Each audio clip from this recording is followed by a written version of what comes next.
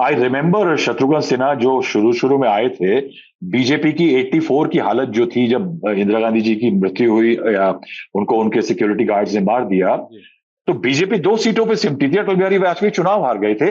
BJP was trying to attract people. Shatrughan Sinha joins the BJP. उस time पे L K Advani was one of the principal factors, जो कि पहला सिने star Bollywood का खींच करके वो अपनी पार्टी में बीजेपी में ले आए। 1992 में उनको राजेश खन्ना के घेराव उतारा गया, बिकॉज उस टाइम पे इंटरेस्टिंग चीज जो अभी नहीं आ रही है कि एल के अडवाणी ने गांधीनगर और न्यू दिल्ली कॉन्स्टिट्यूंसी दोनों लड़े थे बिल्कुल 1990 बिल्कुल, मैंने कवर किया था। 1991 में, और 92 के बाई इलेक्शन में राजेश खन्ना से हार गए 25,000 वोटों से।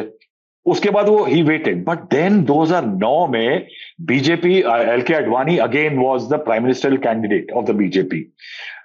उसको लेकर के भी आरएसएस में बहुत लोग खुश नहीं थे।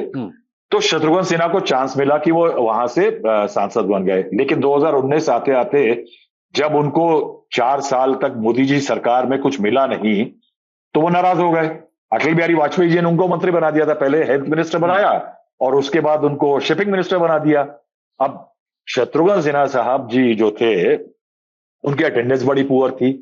वो उनका स्टाइल अलग था, यानी उनकी पत्रकारों से भी वो क्या है कि वो एक जो वाजपेयी सरकार में और पुराने नेताओं में दोस्ती होती थी, एक बार एज हेल्थ मिनिस्टर उन्होंने शिकायत कर दी कुछ पत्रकारों की, जो कि पार्लियामेंट के गेट के बाहर खड़े होकर के कुछ गतिविधि यानी बातचीत करते थे या कुछ करते थे। मैं आगे नहीं जाऊंगा। तो शत्रुघ्न जी ने शिकायत कर दी, तो पत्रकारों पर और बैन लग गया। अब पत्रकारों के ऊपर बैन लग गया तो पत्रकार भी यानी खून का घूंट पी करके बैठ गए। अब शत्रुघ्न सिन्हा जी जो थे, बड़े स्टाइल से अपनी वैनिटी वैन में आकर के पार्लियामेंट में आते थे, और स्टार आदमी थे साहब, यानी उनका जलवा अलग था। एक दिन जब वो वैनिटी वैन लेके आए, तो कुछ दुष्ट फोटोग्राफरों ने क्या किया कि उनसे कहा कि साहब अपनी वैनिटी वैन दिखाइए हमें।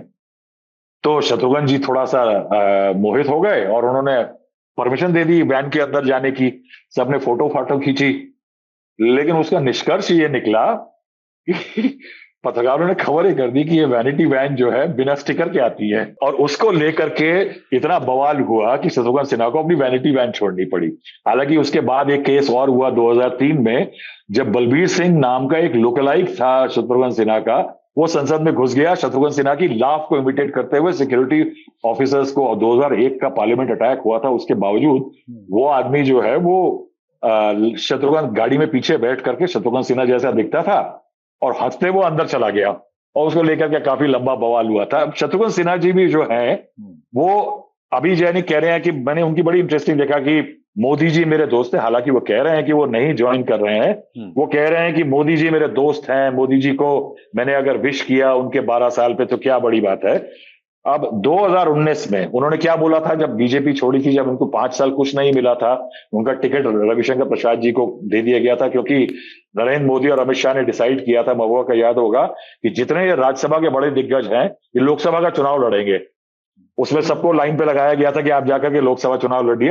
रविशंकर प्रसाद पटना साहिब से लड़े, 3-4 लाख वोट से जीते थे हालांकि। लेकिन क्या हुआ, शत्रुघ्न सिन्हा ने क्या बोला था, ये वन मैन शो है और 2 मैन आर्मी है। आपका डिमोनेटाइजेशन जो था वो दुनिया का सबसे औरंगजेबिन ऑटोक्रेटिक डिसीजन था। उन्होंने क्या कहा था कि इस पार्टी के अंदर डेमोक्रेसी खत्म हो गई, ऑटोक्रेसी आ गई है। आडवाणी जी को मार्गदर्शक मंडल में डाल दिया गया है। तो यानी उस टाइम तो उन्होंने जम करके बुराई की थी। नरेंद्र मोदी उनको ऑटोक्रेटिक दिख रहे थे, आज उनको दोस्त दिख रहे हैं जिनको वो बधाई दे रहे हैं। तो साहब ऐसा है कि समय का क्रम चल गया है।